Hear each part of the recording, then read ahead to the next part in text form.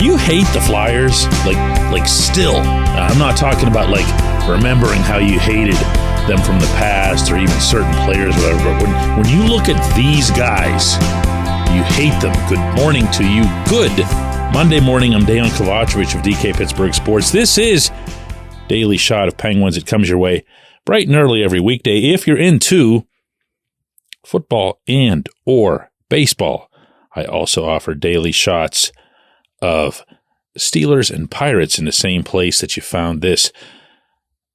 The Penguins and Flyers are playing tonight at PPG Paints Arena. It'll be their first meeting, and it's not something that really stirs the soul the way it used to.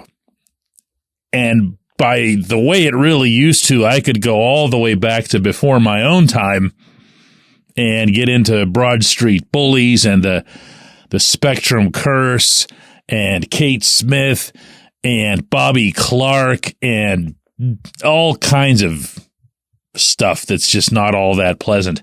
I could also fast forward into the early Sidney Crosby years and some really nasty games that were played between these two franchises when they both had kind of similar sets of younger players. The Flyers were a lot feistier. The Penguins were a lot more skilled, and they went at it just cats and dogs. A lot of that having to do with Dan Bilesman and the approach that he wanted the Penguins to take when facing the Flyers. Today, it's like, well, let's put it this way. The Penguins and Flyers really ought to resume a true arch rivalry. Because when you look at these standings, whether or not you get all worked up upon seeing, I don't know, Travis Konechny or Matvei Michkov, or Travis Sanheim, the fact is, by the time this season gets to its separate the contenders from the pretenders phase, and that's not going to happen a while in the Eastern Conference, my guess is that the Penguins and Flyers are going to be, if not the two teams duking it out, they're going to be two of those teams. All you have to do is look at today's standings to see that, first off, the six teams that are holding the top six spots in the conference, meaning the top three in each division, out of those teams, the only one that I can see falling out of there would be the Bruins, because they've just had a really weird year and they're ripe for it. What's more, the top of the teams that are in the wild card spots are the Lightning, and I mean, I just think a lot more of the Lightning than to be sitting there with the rest of the riffraff. No offense. I think the Lightning are going to move up. And by the way, they have a goal differential that's way above anybody else's in that category, a further indication of how likely they are to slide up, relegate up, if you will. That leaves, you ready? The Senators, this is in order now.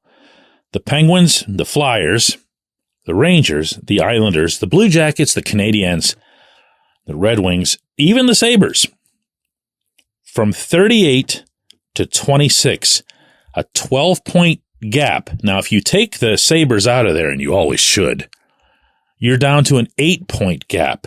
If you take the Blue Jackets, the Canadiens, and the Red Wings out of there, you're down to a 5-point gap between the Senators and the two New York teams.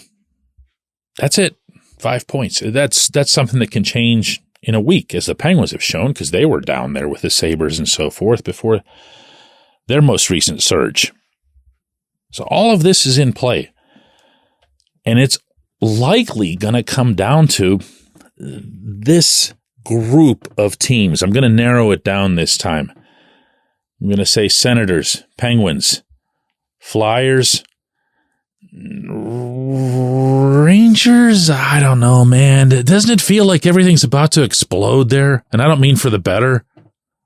Yeah, I mean that's where you could fire Peter Laviolette, which I'm kind of surprised they haven't done yet. And you're going to get like another week or two out of everybody. You know, a hot week, and they're going to say, yeah, all they needed was the freedom to blah, blah, blah, blah, blah. And then they're going to be this again. The Islanders have some returning players. They can always be in there, but I'm cutting it off between the two New York teams and Columbus. So I've got this pack here, Ottawa, Pittsburgh, Philadelphia, and the two New York teams all basically battling for, one spot or two spots, depending on what happens between the Bruins and the Lightning. And that means the Penguins kind of have to win this game.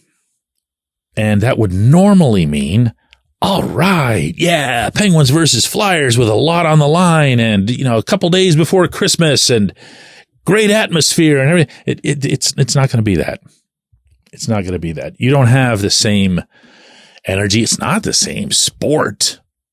I mean, if we really want to call it what it is, you don't see the super acrimonious rivalries anywhere right now in hockey. Sometimes not even in the playoffs where it's almost supposed to be extra chippy and, pushing and shoving after the whistle and face washes galore and even some dirty stuff.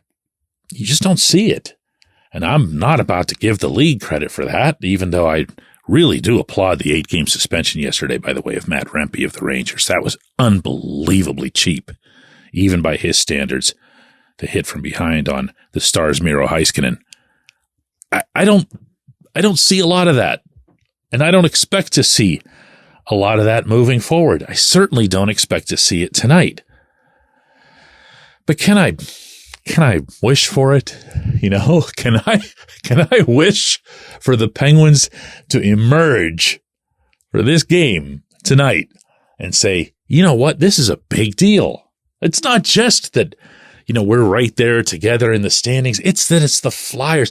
I'd like to see something, anything, set this team with a little bit of a fire to it, a little bit of a spark that comes for any reason at all. But nothing seems to work with these guys. They had 12 shots the other night in Newark. 12!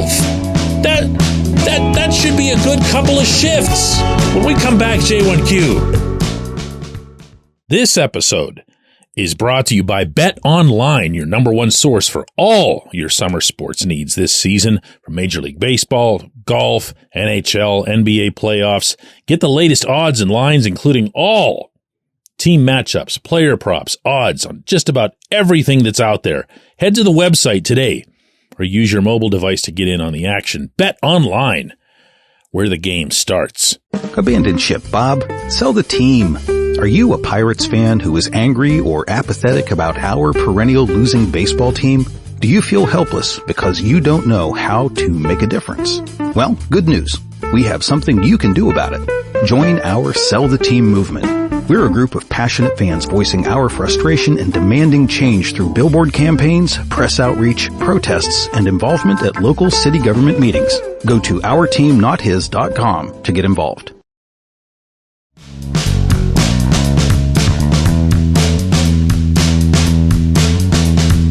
Today's J1Q comes from Dave, who asks, DK, do you see Blake Lizotte continuing his forward trajectory? He's really been a difference maker.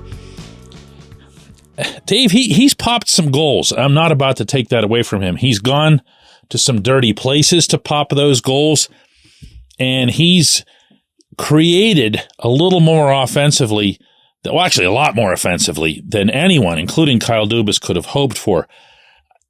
That also isn't the kind of thing that sustains itself. You can just glance at the back of a whole list of hockey cards to see that the G column does not spike easily. You don't see guys go from 10 goals a year to 40 or whatever it is that's Lizotte's current mathematical pace.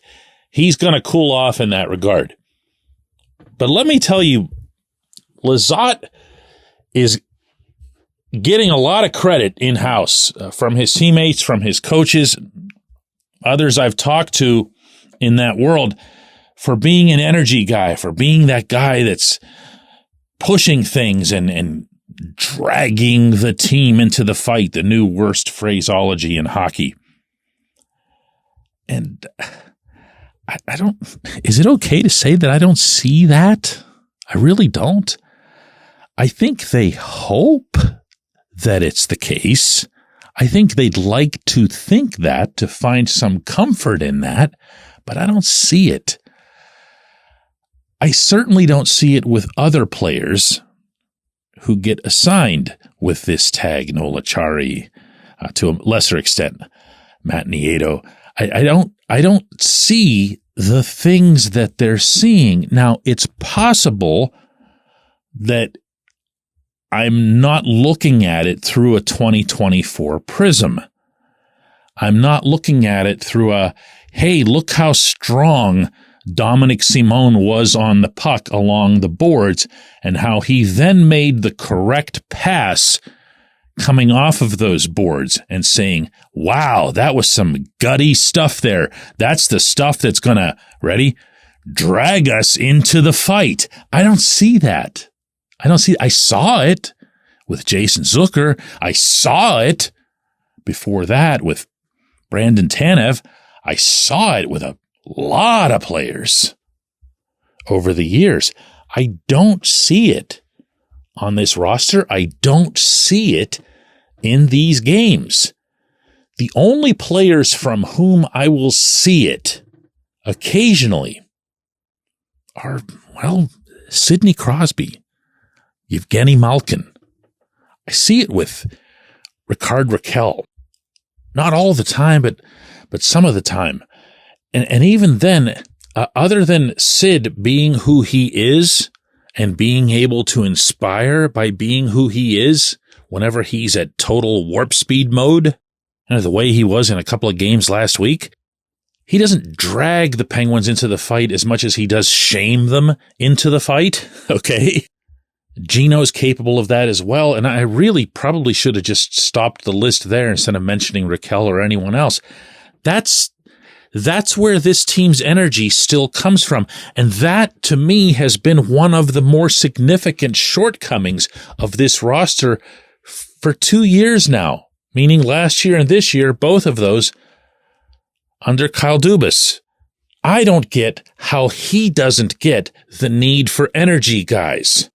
Like light your hair on fire energy guys. So while Lizotte popping a handful of goals is a nice thing, okay, nobody wants to give them back. And that's undoubtedly going to make Lizotte look like a solid acquisition for Dubas in almost everyone's eyes. I still wanted to see more of the energy types and less of the Anthony Beauvillier types. I wanted to see more Tanev and less Simone, but it's hard to do that when your head coach's definition of energy and warrior and fire and drag us in is simply more purported possession guys. I appreciate the question. It was a good one. I appreciate everybody listening to Daily Shot of Penguins. I'll be at PPG Paints Arena tonight covering the game, and we'll be back with another one of these tomorrow.